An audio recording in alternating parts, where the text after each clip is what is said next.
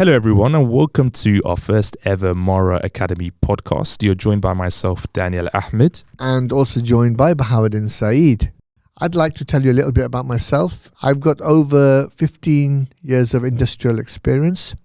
I've worked for many blue chip companies in the technology sector. After a change of career, I decided to go into education, and really my drive for that was to really give back to the community at large and to see how I could, well, like I said, give back.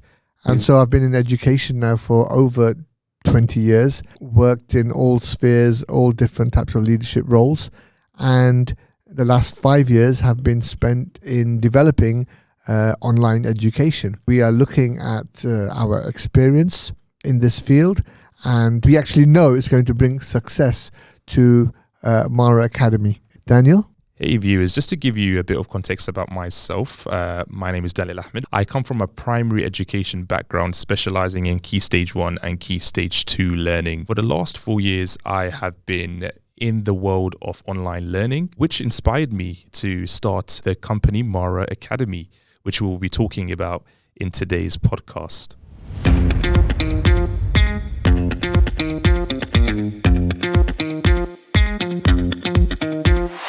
Okay, so I was just telling Baha before we start, I feel like it's important for viewers to have a bit of context regarding the current education system as a whole, for them to understand why a service like this is needed.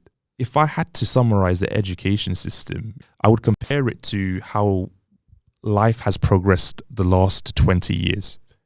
Now, the way we live and work and interact on a daily basis for the last 20 years has changed drastically. I'm not going to be using the same kind of tools, the same kind of gadgets, perhaps even mode of transport as I did perhaps 20 or 30 years ago. So the way we live is entirely different now in comparison to the past. Our education system hasn't drastically changed, and it makes you think, why has it not changed? And when we look into the history of the education system in the UK, well, during the Industrial Revolution, which happened from 1760 until 1840, the country had to be rebuilt. There was a demand for factory workers. During that part of history, all of a sudden there was this huge need for the economy to grow. And in order for the economy to grow, you need to have the younger generation to fuel that demand. And in doing so, you need to create or make education accessible. Now, the whole point of the Industrial Revolution, the education system that was designed during that period of time, was for an education system that was able to create a particular mindset. So the focus wasn't at that time towards creativity towards finding alternative solutions to situations, but rather to repeat information and to follow orders. And even now, there's a hue of it within the education system. I wouldn't even call it a hue, actually. There's a strong focus on information being repeated rather than it being focused on creativity. And this is something that I've noticed for when I was in the classroom, as well as looking at the curriculum and the way it's set out. And in terms of what schools or curriculums are trying to do now is they're trying to do two things. Number one, schools are trying to teach students to prepare for a tomorrow with the tool set of the past.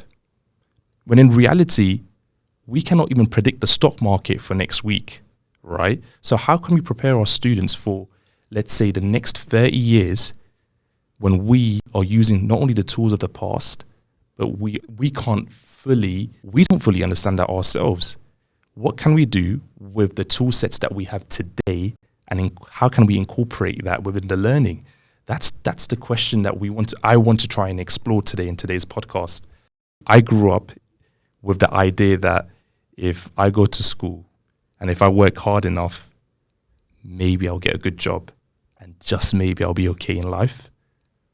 But the problem is a lot of our students don't believe that no more. And in reality, that's not skill set that's needed for today's or even tomorrow's work. Like you said, Baha, I think you were talking about not adjusting or tinkering around with the education system. But what did you say that day? Like it was... We need an education system that is adaptable and agile with the times that we're currently in. So we've been working with an education system that has lacked creativity. I believe it has suppressed the speed at which our students, our children can learn. And that's all, I believe, mainly due to the huge class sizes that teachers need to cope with, to deal with. You have your gifted and talented students, yet they can't excel in the class because the teacher is so busy dealing with those children who require so much more assistance and guidance, and that means they can't give the focus and attention on the gifted and talented students. Actually, they use the gifted and talented students, Daniel, to support them as like an extra assistant in class. What do you think? Baha, do you know what I was thinking about? I was thinking about also the parent side of things as well. Like the gifted and talented, I completely get that. We used to call, I think there was we used to say GNA, the GNA students, right? However, why are we determining the GNA students based on what parameters are we saying that they're gifted and talented? And why are we disregarding the minority that you might not think are gifted and talented? Each student might have a skill set that they're amazing at, but perhaps through the lens of the curriculum, we only see English and mathematics as the only possible choices in terms of talent, when talent is far beyond that. I was giggling to myself because I remember a parent even saying, they were saying to me that they feel stuck as well. And this is a huge issue at the moment, that they feel like as soon as parents have children, traveling stops, flexibility stops, and you're stuck to a physical space for the sake of your children's learning. Why does teaching and learning have to be stuck or limited to the four walls of a classroom? I just feel that this needs to change. It's holding not only our students back, but also families back as well. I mean, 100% agreement with you. And my view is, achievement and success is based on whose frame of reference. What framework is being used to determine that? It's not just English and maths, right? Students can be successful in many other subjects, in many other spheres of or topics that they are interested in, and they can be successful in those. So I think we need to make a shift on the frame of reference that determines the success of a child. And talking about the flexibility, Daniel, I mean, right now, I believe travel is an amazing form of education. And if children were allowed to travel and with their parents, and they could see the world and see how the other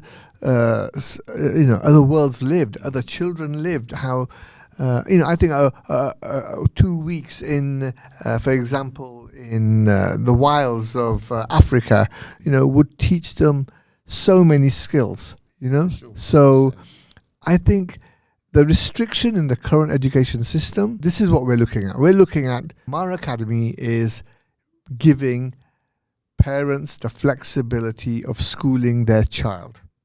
It's allowing them to have a voice. And for me, as a parent and also as an educator, parental choice is paramount, right? Parents know what's best for their children, what's best for their child. And many parents know that traveling is an avenue to improve education and widen the knowledge of a child's subjects. Yeah.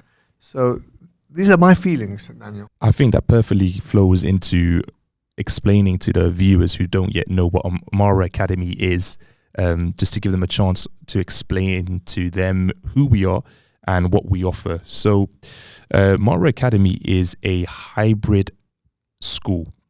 That's not limited to a physical space. The whole idea is to give a flexible curriculum. So we focus on the national curriculum.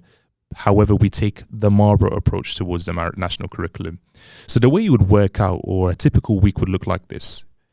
Monday to Friday, you would have your online lessons, 3 hours per day, which will be followed by a review day on Saturday. You'll have one-to-one time with your teacher on Saturday, which will consist of a total of 20 minutes. Whereas if you compare that to the traditional school, how long is a traditional school? I think it's like 20 to 30 minutes over a whole academic year. Okay, so there's a lot more scope for discussion, for reviewing directly with the teacher, and that's what we really want to open up with parents, the channels of communication with the teacher, and to be able to really see where their children are at in terms of their learning. Not only, absolutely, but here's the thing. We're not talking about intervention after one whole term. We're talking about intervention like on a weekly basis. We want to identify the strengths, the areas that the child needs to improve on, almost immediately. Why wait 6-7 weeks before you get an idea that your child doesn't understand fractions? Why are you waiting 7 weeks or even 14 weeks before the teacher says to you, your child is weak on fractions?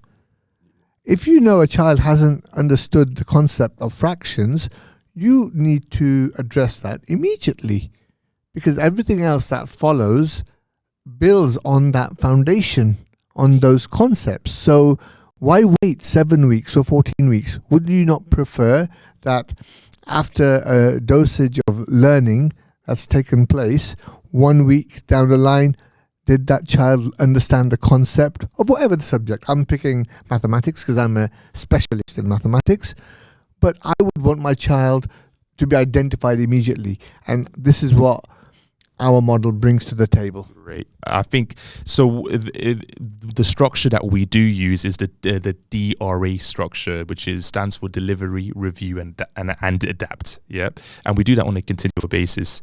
And the whole idea is for us to constantly review and look at where the gaps are in terms of the learning and meet them there and then, rather than meet them next year round, which is what the national curriculum really suggests for teachers to do. And in a traditional classroom, we review topics and then we assess. And students that pass will pass. Students that might not pass will need to be reassessed during the next opportunity. And normally that next opportunity comes knocking on the door next year. So we're really trying to give the opportunity, the breathing space in terms of the learning for us to really look at it, dissect the curriculum, and meet our students where they are at in their learning and build from there. I'd like to say we are able to do this because the maximum number of students we have in our online class is 12. So 8 to 12 students in our class enables us in this particular model to provide instant intervention. And, this is just not possible in the current education system, in the current setup with 30, 35 students and the immense pressure that teachers are under. They're qualified. What about the statistics about teachers dropping out? I think it's above 50% after the first year because of the pressure in the traditional school setting, not only for students but for also teachers. So again, this is a testimony to the current situation in the UK in terms of the curriculum, the teacher's perspective, experience of it, as well as the student's experience of it. It just something needs to be done. And I think on a grand scheme of things, is the government really ready to take that step? The institutions have so many other major problems on their hands, and sometimes it's they fail to notice the elephant in the room. Okay, and we are able, with the fact that we have small classes, online classes, but also we give them the social. And on that note, part of the ethos of a social Saturday, not only does it consist of 20 minutes of one-to-one with a teacher to identify strengths and areas for improvement, but it incorporates a good 5 hours of physical, kinesthetic activities where children can meet other children, parents can meet other parents, and there is this community that we want to create, a community feel, so that parents are with like-minded parents, children are with like-minded children, and they will develop their social skills. Daniel, talk to me about some of the activities you would be considering. In terms of activities, it will vary, and even locations will, which we will confirm later on. But the whole point of the social Saturdays would be to give a diverse approach to students in terms of physical activities and social development. So it could be that for 1 week we might do a hike. Week after we might go to the British Museum perhaps, or the National Art Gallery. We're really trying to incorporate a diversity within the social element of our program, but also to provide the learning that we're doing during the week beyond that physical room or that physical space. We're really trying to create a lifestyle of learning, a learning culture, rather than learning time. Learning time can be all the time. Learning time can be when you're outdoors. Learning time can be when you're hiking. Learning time can be when you're out with your friends. We really are trying to push that message, that idea forward, that the learning doesn't stop. And that's what we're really trying to push forward with the Maara Academy. And I think this is the disruption we're causing. What we're saying is learning does not need to take place in the confines of 4 walls of a classroom. That classroom can be anywhere. That workspace can be anywhere. It could be anywhere in the world. Okay? Anywhere you like. And it can be in the outdoors. It's where effective teaching and learning takes place. That's the most important thing. Great, completely. And with a program like this, we're really trying to push that forward and incorporate all elements in terms of online learning and social learning. We also have review weeks. So we're really trying to emphasize the importance of reviewing with the child, because to be frank, the breathing space that you would get as a traditional classroom teacher doesn't really allow you to really sit down and look at each and every student's learning the same way we can with our program. And that's what we're really trying to push forward. Review weeks will happen once before every half term, so 6 times a year. And the whole purpose of review week would be to really get an overview of where the students are in their learning, as well as to incorporate Maara mastery subjects. And this is what I'm really excited about, is the idea of incorporating subjects that we need in today's workforce as well as tomorrow's. Subjects like AI, artificial intelligence, graphic design, cinematography, skill sets that aren't normally explored in a traditional setting. And I'd like to add other aspects of mastery courses that we are really looking to add. And we're looking to develop the public speaking skills of young children, because, talkers make great leaders, right? And public speaking at a young age, the confidence that children will develop by being, able to speak online, speak in front of an audience, and to be able to recite poems, for them to write a birthday speech or any aspect of storytelling, but to have that confidence. So public speaking for children is another mastery course that we're looking to put on. And this will really develop the confidence of our students. That's just another mastery course, it's a key skill. In terms of a breakdown of what we are offering regarding the core subjects, we will be focusing on English, mathematics, and science, with addition to supplementary subjects in guided reading, SPAG, and the Maara Mastery courses will fall into place in conjunction with the supplementary courses, just to give listeners an idea of the program that we are working with. Again, we're focusing on a flexible curriculum. Okay, now I've got a question. Yeah. Say, for example, I love the idea that this is a flexible school, but is it really flexible? What if I don't want to commit per term or per year? I want to commit for a month or maybe a lesson. Is there any chance for me to do that? Well, that's a good question, Daniel, because we have another service, which is what we call our pay-as-you-go service, okay, or purchase-as-you-go. It allows you to select a course. You choose the course that you want to do, the subject you want to do, where you feel that your child may be requiring further support. So, for example, he may well be okay in descriptive writing in English. He may be okay with that topic, but maybe he's requiring further development in the area of mathematics, maybe statistics 1, for example, and you feel he didn't quite get that in class, or not that you would have been notified immediately of it. Most probably when you're helping him with homework, you would have realized that he's really struggling here.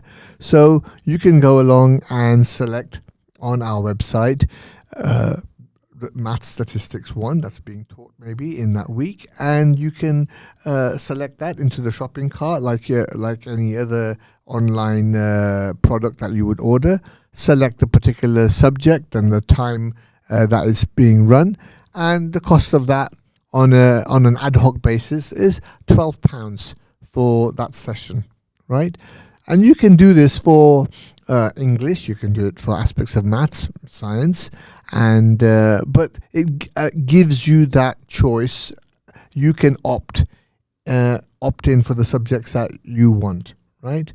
And so you have choice and control there. Since we are talking about prices, if we break it down, there are options. So, for example, if you decide to commit for an academic year per child, that would be £3,450. And if you decide to pay termly, that will be a payment of 3 payments, actually, of £1,200 per term. Again, we've got more information on the prices on our Google Drive. So if you are interested, you're more than welcome to contact us, join our WhatsApp group, and we can send you more information regarding this. I just want to also talk about the cross comparison, our model compared to the public schooling model. So the Maara model includes 21 hours of learning time per week. The regular public schooling model includes 32.5 hours a week. A lot of parents might be hesitant on that idea in terms of 32.5 hours and how that might break down. But actually, Daniel, how much teaching actually does take place in a normal school week? I mean, in a normal school day? I mean, the actual effective teaching and learning, Daniel, can you tell me? The recommended teaching and learning hours per day are 2 to 3 hours for Key Stage 2. Okay. In terms of the lessons that are scheduled in a traditional school per day for English and maths is an hour for each subject. Yep. Now, when we take into account lining up break times, giving out the pencils, the pens, doing the extracurricular perhaps activities such as assemblies, so much comes into play that adds on to that learning time. We are giving focused learning time of 3 hours just on the basis of teaching the subjects. But when we take into account the other features that we offer, that's when it gets interesting. For example, we have a parental voice regarding our curriculum and schooling suggestions. We have a 20-minute per week review, one-to-one review time with a teacher. We have online options so you can learn from wherever you are. We have an ongoing curriculum that adapts to the current day as well as the weaknesses of the students. You have direct contact with the teacher. We're building a supportive community of families who are all working towards achieving a good quality of life. We are looking beyond the classroom. We're trying to create a lifestyle for learning. And again, we'll be talking more about this as the program progresses. What if a child is absent from class? Will resources be available, or will a recorded version of the lesson be available? And if you could just share that. In short, yes. Yep. Recorded lessons will be available. Our activity sheets, our learning resources will be all accessible through Google Drive and Google Classroom, which we will be using until further notice. So that's great. That will reassure parents who might be concerned, not because their child is intentionally missing school, but again, it's that rule of flexibility which we're offering, which is that maybe they have an appointment and they can't attend the lesson. However, they can be rest assured that they will be able to catch up either by accessing the resources online or accessing the lesson that was missed. And not even that. I mean, on the social Saturdays, when we have the review with the one-to-one with the teacher for 20 minutes, even that can be handled at that point there. So I think that's excellent. For sure, 100%. Say, for example, Baha, I'm interested in a program like this. What's coming up? When is enrollment? What's going to happen then from here onwards? What are we trying to do? I'm asking like I don't know. Well, it's a good question, Daniel. Well, we believe that all parents need to be able to make an informed decision for the best education for their child. And we feel that in order for you to make that informed decision, it's only right that you get to get the Maara experience. And you can obtain the Maara experience by attending our 2-week free trial, where your child can actually actively participate and see what a typical weeks would look like in learning within the Maara Academy. And you will be able to get feedback from your child and how they felt. And also you can access the WhatsApp groups. You have access to the teachers and you can pose any questions. And so for that, we believe that that 2-week free trial would give reassurance to the parents of what it is they're looking to embark on, this Maara Academy journey, this learning journey, because we believe it's a journey we're all on this train. Okay, the destination is the success of our students, and we are offering the flexibility and quality UK qualified teachers. And I think this is the reassurance we want to give you before you make that informed choice, because you have a voice and we strongly believe we want you to make the right decision for your child. And it's an investment in your child and the future of your child's education. And we strongly believe we should do the best we can for that. But also, Baha, investment for the family as well as the parents. It gives parents the flexibility not to be stuck to a physical space, not to perhaps to even travel, right? Yes, I totally agree with that. That flexibility is paramount. For sure. So say, for example, you are interested in a program like this and you want to join the trial and see how it is for yourself. Well, Monday, 17th of January, we will be releasing the admissions form. So if you are interested in taking part in our trial and enrolling your child with a program like ours, or our program, please join our WhatsApp group chat and we will be sending out the link on that date, which will be followed by a physical meeting where I will come and meet the family, meet yourself, meet your child, and to discuss how we can move on from there onwards. I think you said 17th of January. You meant 17th of July, I'm pretty sure. Yes, I meant 17th of July. I meant 17th of July. Please forgive me. Correction, yeah. If you are seriously interested, then we will make an appointment, come and visit you if that's convenient for you, and give you more guidance in terms of the space required, the procedure required for the admissions, and just for you to get to meet us in person. And I think that's all going to start commencing from the 17th of July onwards. And if you have already made your mind up and it's definitely something you want to do, there's no reason why you cannot start the enrollment process also.